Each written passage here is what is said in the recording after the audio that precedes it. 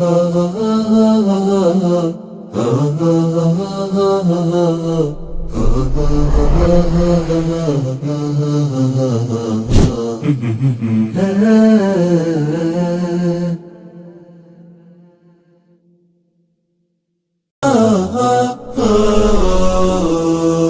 زلت في دفاتري قصيدة،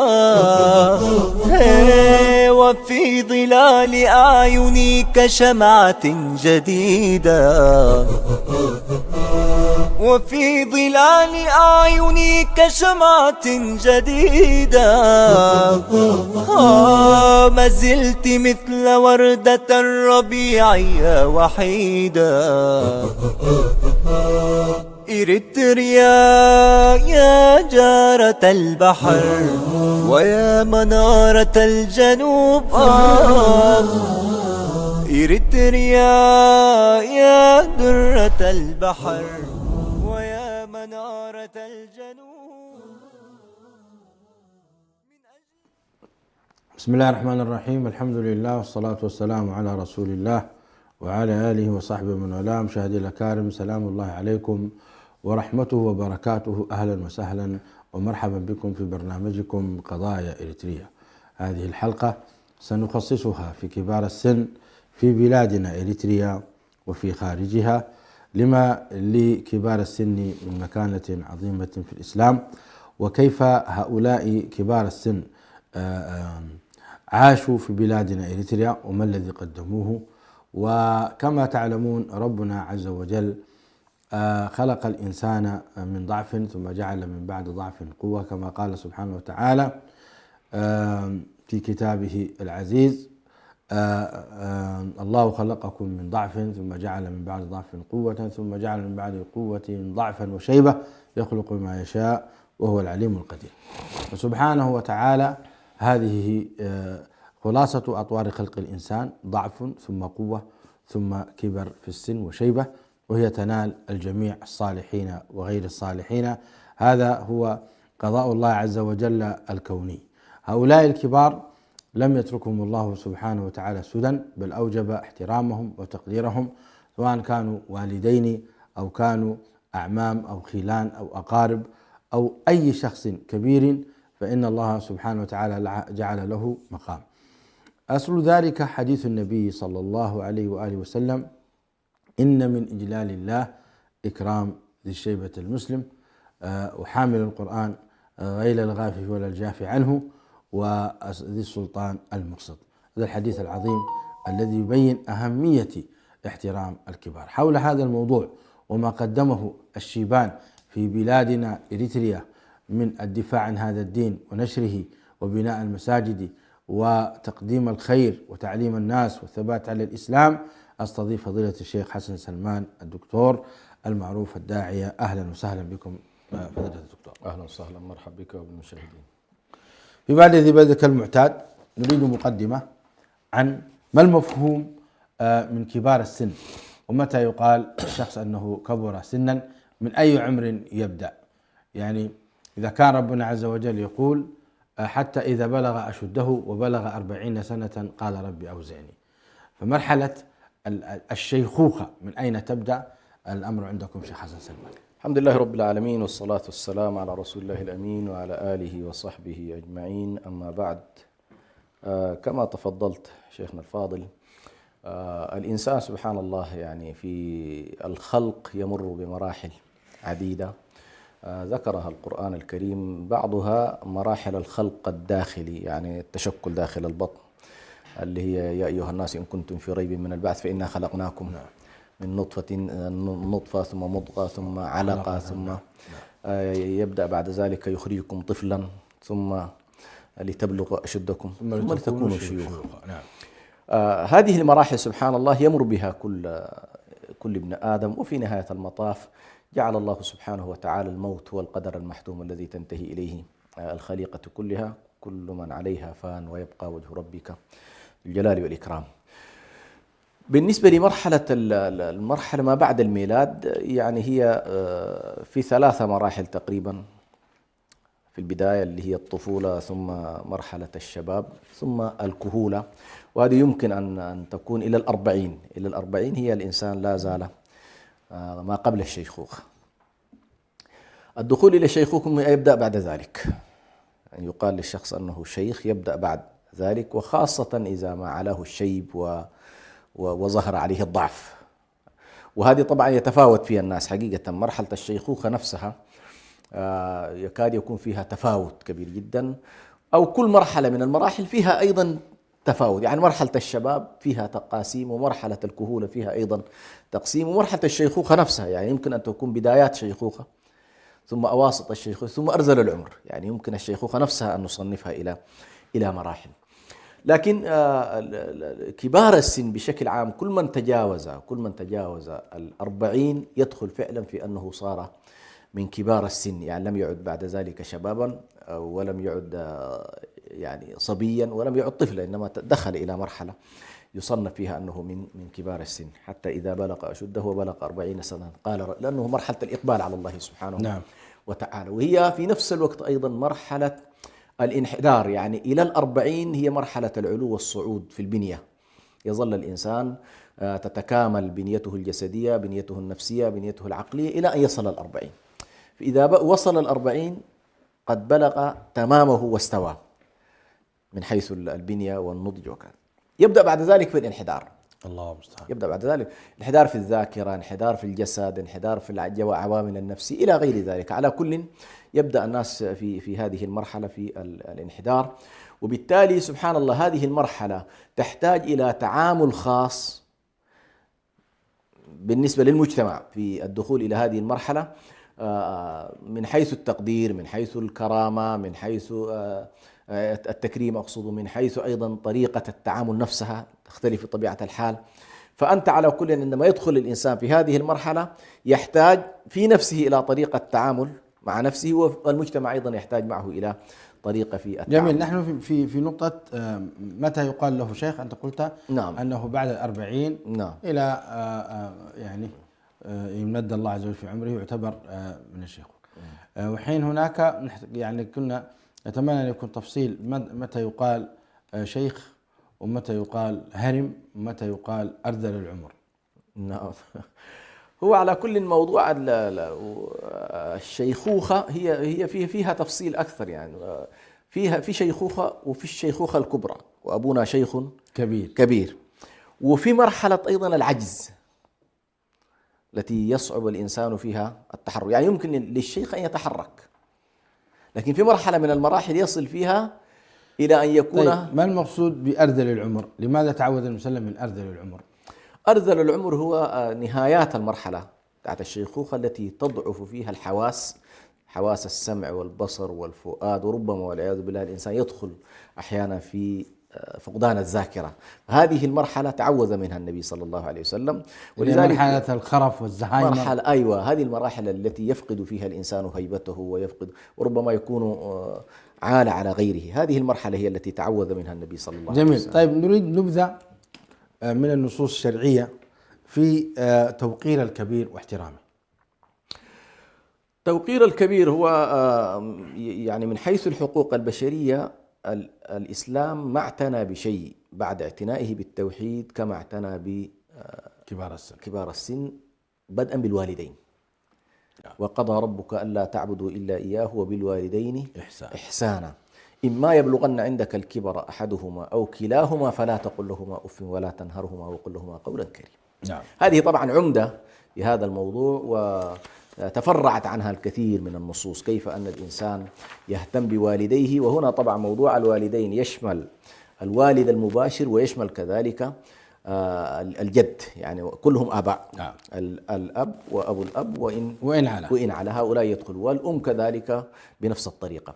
فهذه الآية عمدة في كتاب الله سبحانه وتعالى. وسبحان الله بعد التوحيد لو تتبعنا تاريخ الرسالات كان عند نوح عليه السلام مباشرة بر الوالدين. يعني في منظومة القيم ستجد أنه والله قل تعالوا واتلوا ما حرم ربكم عليكم لا تشركوا بالله شيئا وبالوالدين إحسانا مباشرة. لماذا؟ لأنه أعظم حق في الحقوق الله هو التوحيد، وأعظم حق في حقوق البشر وبر الوالدين. يعني لا أحد يتقدم على والديه في الحقوق، وبالتالي اعتنى الإسلام بهذه هذه واحدة. النقطة الثانية أيضا أشار الإسلام إلى الحديث الذي ذكرته 3 إجلالهم من إجلال الله، وذكر منهم الشيخ المسلم. فإن إجلال الشيخ المسلم الذي كبر في الإسلام هو من إجلال الله تبارك وتعالى، وهذه مثل قول رضا الله في رضا الوالدين. كأن إجلال الله في إجلال هذا الكبير، يعني تتمثل أنت أردت أن تعظم الله سبحانه وتعالى وتجله، عليك أن تجل الكبير، فتنعكس الحالة الدينية على المعاملات الإنسانية في هذه. أيضا نلاحظ النبي صلى الله عليه وسلم أشار في كثير من الأحاديث على بركة هذه المرحلة، أنها من المراحل المباركة. بورك في الأكابر، يعني بارك الله لكم خيركم من طال عمره وحسن عمله. فالنبي صلى الله عليه وسلم أشار إلى هذا الموضوع، وكأنما يقول والله اعتناء الأمة بكبارها فيه التماس للبركة. أيضا أشار النبي صلى الله عليه وسلم بمعنى واضح جدا، وهو أن النصر والرزق أيضا باعتناء هذه الفئة الضعفاء. النبي صلى الله عليه وسلم عندما قال هل تنصرون وترزقون إلا بضعفائكم، ومن الضعفاء طبعا الشيوخ والعجزة وكبار السن يدخل في هؤلاء، فكأنما يقول اعتناء المجتمعات بهذه الفئة بهم تنصرون وبهم وبهم ترزقون. طبعا هذه المعاني سبحان الله، المعاني الإيمانية هذه لابد أن يستحضرها المجتمع المسلم، يعني لا يكون التعامل تعاملا ماديا بحتا، والعياذ بالله كما تقوم عليه كثير من المجتمعات المادية، حيث تقوم حالتها على الفعل المادي فقط، إنه والله ماذا ينجز هذا الإنسان وماذا يكلف هذا الإنسان. التعامل لم يكن بالنسبة للتصور الإسلامي عموما بهذا الاتجاه، بالعكس يظل الاعتناء بالكبير حالة دينية معتبرة إلى أن ينتقل إلى الله، وأنت تتقرب إلى الله بذلك. يعني ليست فقط إيش الفائدة التي أجنيها، يعني الولد لا يتعامل مع والده ماذا يجني منه الآن في هذا العمر. الكبير أيضا المجتمع لا ينظر لأنه في هذه المرحلة ماذا يجني. لماذا؟ ببساطة شديدة جدا، هذا الشخص أنت أيضا أخذت أفضل مراحل عمره لما كان شابا وما كان قادرا، وهكذا وستؤول إلينا جميعا. الله المستعان. يعني كل هذا أيضا جاء في الأحاديث تقديم كبير السن في الحديث، وتقديمه كذلك في الشراب، وتقديمه في كثير حتى في المجلس تقديمه. لذلك النبي صلى الله عليه وسلم في حديث ابن عمر يقول رأيت كأن في يدي مسواك أقدمه لأحد الرجلين في رؤيا على كل، فيقول النبي كبر كبر، فسلمته الكبير. أيضا في موضوع جاء في مجموعة من الصحابة النبي صلى الله عليه وسلم فتكلم أصغرهم، فقال النبي صلى الله عليه وسلم كبر كبر، فأحال الكلام إلى الكبير. فعلى كل موضوع الكبير هنالك جملة من النصوص تلاحظ فيها الإحسان إليه. أيضا أشارت الشريعة إلى الدعوة بالحسنى وبالمغفرة وبالتوبة وبالرحمة لكبار السن، وقل رب ارحمهما كما ربياني صغيرا. ونحن ندعو لكبار السن والذين سبقونا بالإيمان، دائما ندعو لهم في صلواتنا.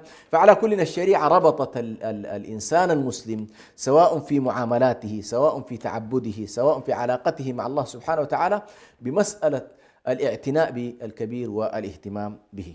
طيب، هل راعت الشريعة الكبار في العبادات؟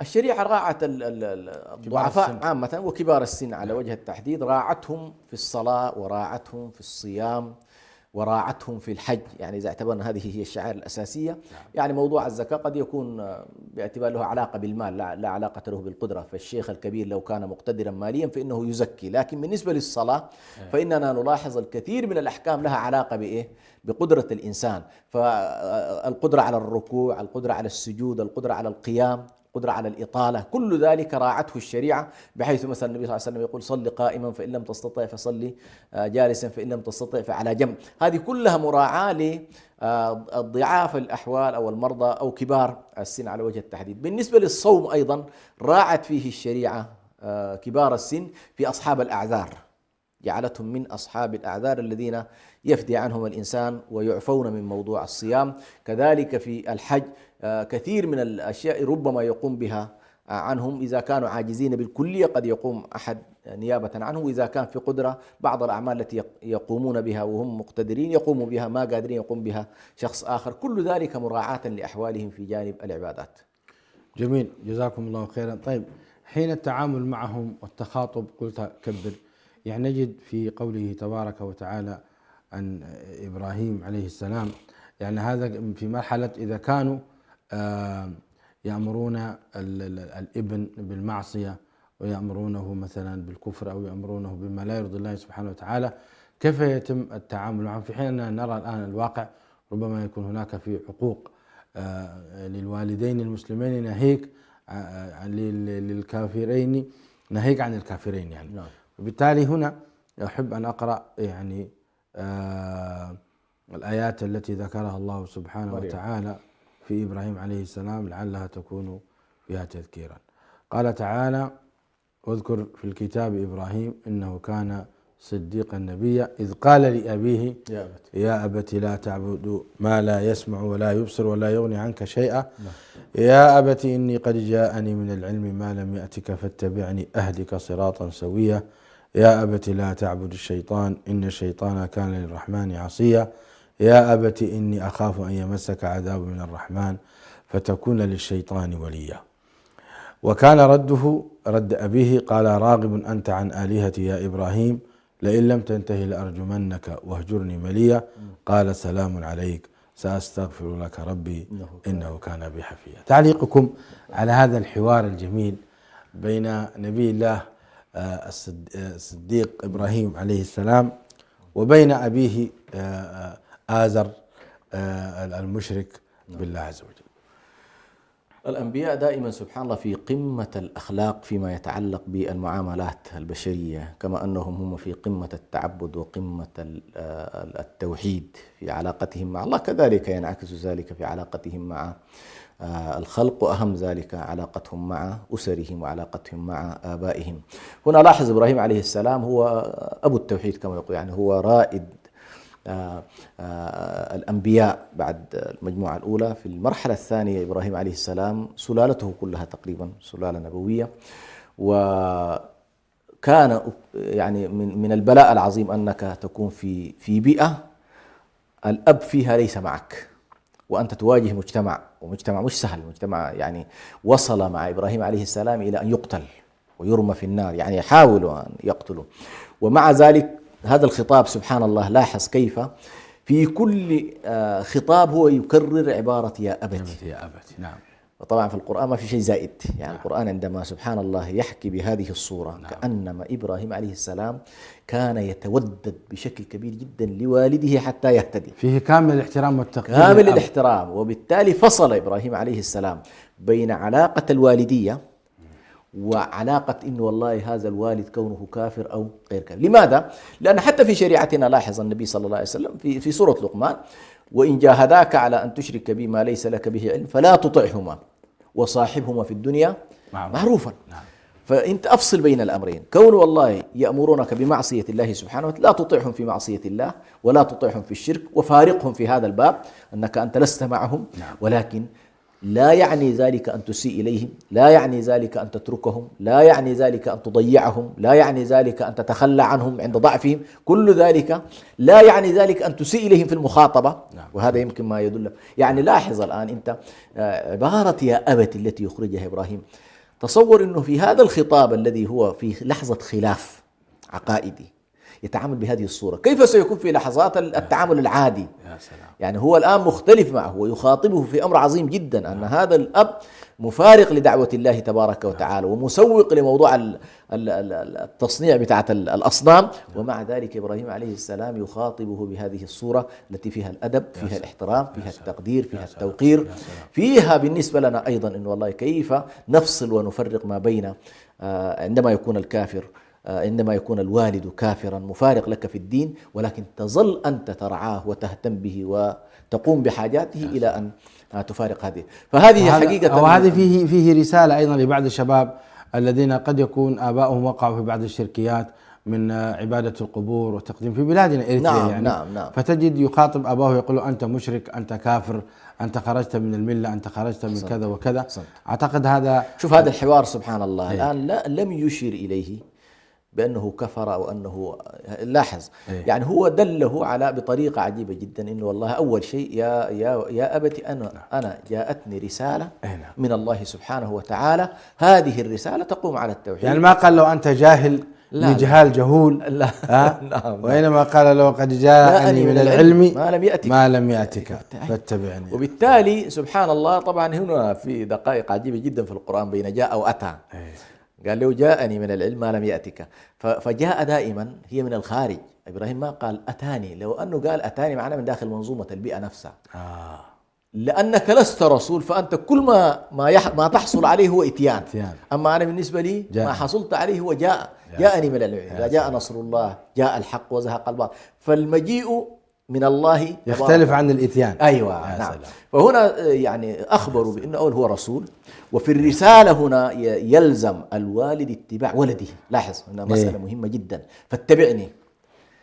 يعني هنا عندما يكون الولد رسول، الوالد عليه أن يتبع ولده. لماذا؟ الاتباع لا علاقة له بالأبوة والبنوة. صحيح.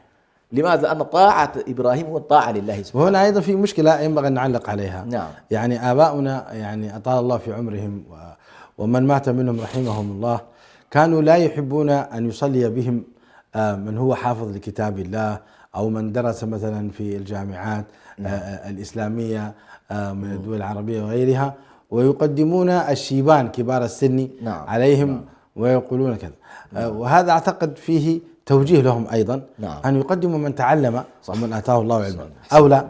هي كذلك. والنبي صلى الله عليه وسلم كان يقول يؤم القوم أقرأهم لكتاب الله. صح، إذا كان الكبير أقرأ لكتاب الله من الصغير فيقدم لكبره مع علمه، لكن إذا كان والله الشاب أعلم وأقرأ لكتاب الله فكما تفضلت يقدم العلم، تقدم الكفاءة، تقدم الأعلمية بطبيعة الحال. يعني أيضا هنا يا شيخ حسن، يا أبتي إني أخاف أن يمسك عذاب من الرحمن. أي والله سبحان الله. شوف هذا الإشفاق، يعني يظل إبراهيم عليه السلام مشفق على هذا الوالد. فهو يخبره هنا الآن اقترب من يعني في البدايات كان الترغيب، ثم وصل معه إلى مرحلة الترهيب. والله هو يخاف، لكن بصيغة أخاف عليك، إني أخاف أن يمسك عذاب من الرحمن. فيه رحمة وفيه شفقة، فيه رحمة وفيه شفقة، بخلاف ما يقول بعض الشباب سبحان الله لم على يعني آبائهم. يشعره بأنه الدافع للنقاش نفسه والدافع لهذا الحوار أنه الشفقة، الدافع لهذا الخوف على الوالد، الدافع من هذا إنه والله المستقبل، إنه يا أبتي أنا أخشى أنك أنت تسلك طريق يؤدي بك إلى شقاء أبدي. فإبراهيم عليه السلام صراحة يعني هذه كما تفضلت، هذه المقطع سبحان الله عندما يصل إليه الإنسان لا يكاد يمر عليه الله ويكرره.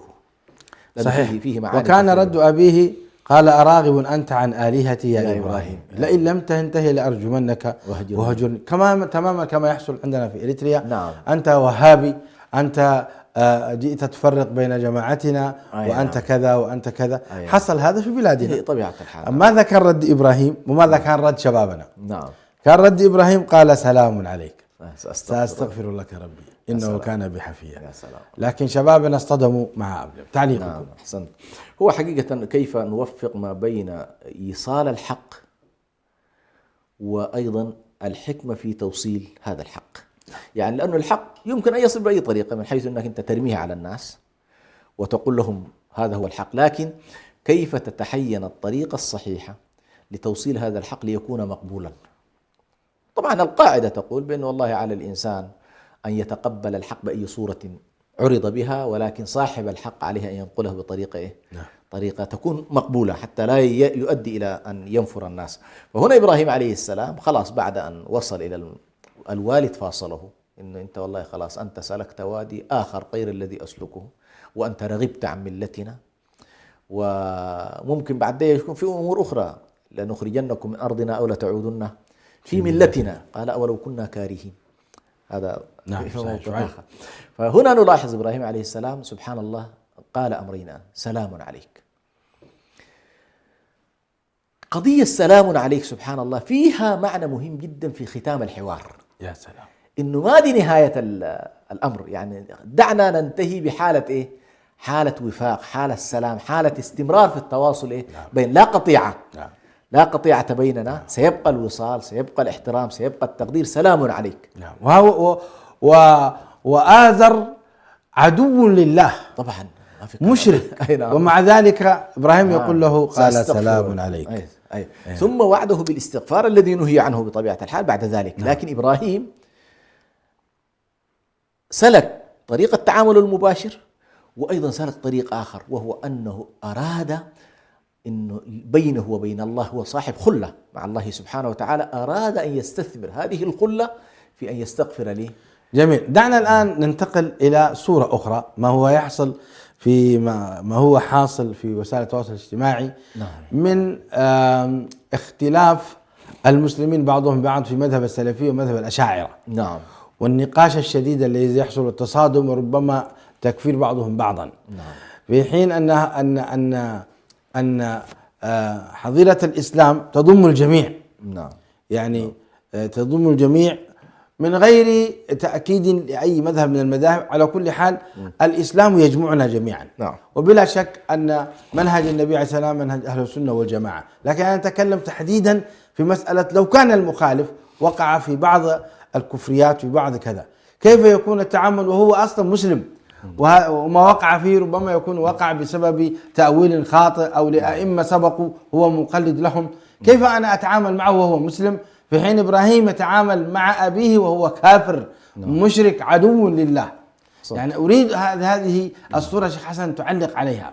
تعلق عليها حتى لو كان المخالف يعني عنده ما يخالفك في بعض المعتقد، لكنه في النهاية هو مسلم. نعم. هو مسلم. أحسنت.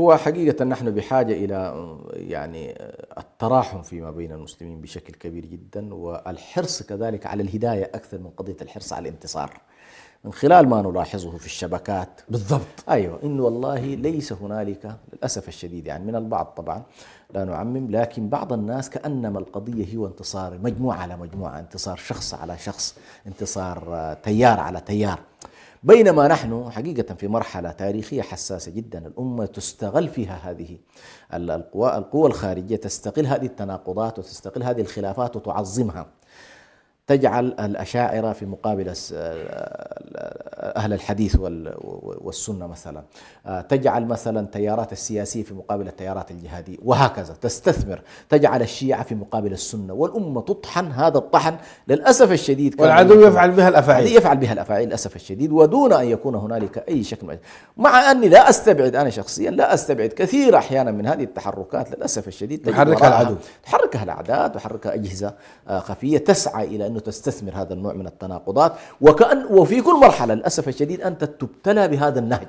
نعم. لدرجة أنه واحد مثلا يطلع للناس ويقول والله يعني أن يتعلم الإنسان الديانة المسيحية أفضل له أن يتعلم في الأزهر الشريف، فتبقى في إشكالات هذا النوع. فعلى كل كما تفضلت، نحن الآن الأمة المسلمة، وأعجبني حقيقة أحد الشيوخ عند قوله تبارك وتعالى إن الذين فرقوا دينهم وكانوا شيعا، كان يفهم هذا الشيخ جزاه الله خير التفريق في الدين هنا، يقول أمة النبي صلى الله عليه وسلم عصمها الله من ذلك. يقول الدين هو توحيد الله ووحدة الرسالة ووحدة النبي ووحدة القبلة، هذا الدين محفوظ بالنسبة للأمة كلها. لو لاحظت سبحان الله الخلافات ليست في أصول الدين، يعني هذه الأصول الكبرى، نعم، لكنها في الجوانب العلمية. لو سألت أي مسلم الآن الله موجود، يقول قل هو الله أحد الله الصمد لم يلد ولم يولد، نعم. تؤمن بالتسليم لا بالتسليم، الله واحد، نعم، له صفات الكمال، نعم، تنزهه عن كل هذه القضايا الكلية، نعم، الكبرى. الله هو الرزاق المحيي المميت الكذا، هذه الأشياء اللي كلها أي مسلم لو سألته يقول لك نعم. نعم. تؤمن بأن النبي صلى الله عليه وسلم هو خاتم الرسالة، وأنه لا سبيل للدخول إلى الجنة إلا عبر الرسول، يقول لك نعم. وأن الشريعة التي جاء بها النبي صلى الله عليه وسلم هي الشريعة التي يجب أن نحتكم إليها جميعا، يقول لك نعم. نعم. طيب لماذا إذن أنت تسعى؟ خلينا بعد كده خلاص إذا أمنا إنه والله نحن في هذه القضايا الكبرى، يعني صح الذي يتكلم في القرآن، الذي يتكلم في الذات الإلهية بما ينفي عنها صفة الوجود أو صفة الكمال أو يدخلها خارج من الإسلام، لكن أنت في الأصول الكلية متفق، وبالتالي لا تحاول القضايا العلمية التي ساحتها الدراسات الطلبة عندما يكونون مع شيوخه، لاحظت؟ وليس عندما يكون الشيخ جالس للوعظ العام لدى العامة. في قضايا يجب أن لا ننقلها إلى العامة. لم يكن مثلا من نهج النبي صلى الله عليه وسلم نقل قضايا، كان الصحابة رضي الله عنهم ببساطة شديدة جدا يأتي الواحد علمني يا رسول الله كلام أريد أن أذهب، أنا ما حأجد أسمع، خلاص راجع، قل كذا وقل كذا وقل كذا، انتهى الموضوع. يا رسول الله ماذا علي من صلاة؟ يقول عليك 5 صلوات، هل علي غيره؟ ليس عليك. ماذا علي من صيام؟ ثم يأخذ هذه الأركان ويذهب بها. والنبي صلى الله عليه وسلم يشير إلى أنه فقه الرجل أو أفلح إن صدق هذا. فالدين لم يكن معقد بالطريقة التي نريد الآن أن نصوره الناس، لدرجة أن بعض الناس مساكين يتصور هذه الخلافات الكبرى يعني وكأنه مهمة بعض الناس إخراج مثلا مشايخ الإسلام من الدين. يعني لما يكون والله شخص مهمته الأساسية هو أنه والله شيخ الإسلام ابن تيمية ليس من أهل السنة، لاحظ، أو الإمام النووي ليس من أهل السنة، أو الإمام، هذه الحالات للأسف الشديد التي دخلنا إليها تناقض تماما هذا المنهج الذي ذكرته الآن مع إبراهيم عليه السلام. كيف يتعامل مع رجل لا يؤمن أصلا بالله ولا يؤمن برسول الله صلى الله عليه وسلم، ولا يريد أصلا، ليس له أي إحساس تجاه ما هو من الله، ومع ذلك عمله بكامل الاحترام والتقدير. أيوة. والشفقة والرحمة. أحسنت. أنا أخي الأشعري أخي في الإسلام. نعم. لديه بعض الأخطاء. نعم. فليس من الواجب علي أن أحترمه وأقدره وأتعامل معه بقوله تبارك وتعالى أذلة على المؤمنين. أحسنت. أعزة على الكافرين. صحيح. ليس هذا هو المنهج. حقيقة هذا هو المنهج الذي يفترض أن نعم. يسود بين كل. طيب أخيرا شيخ حسن معنا 5 دقائق. نعم. نريد أن نتكلم عن يعني تعامل الإريتريين مع الآباء في إريتريا. نعم. كيف يتعاملون؟ مستوى الاحترام والتقدير في إريتريا ما هو؟ والله بشكل عام الإريتريين بكل أصنافهم حسب ما نعرف بفضل الله سبحانه وتعالى يتمتع مجتمعنا الإريتري حتى اليوم باحترام الكبير بمختلف الأديان، مختلف أديان. عندك احترام الكبير أساس عند المسلمين، احترام الكبير أساس عند غير المسلمين.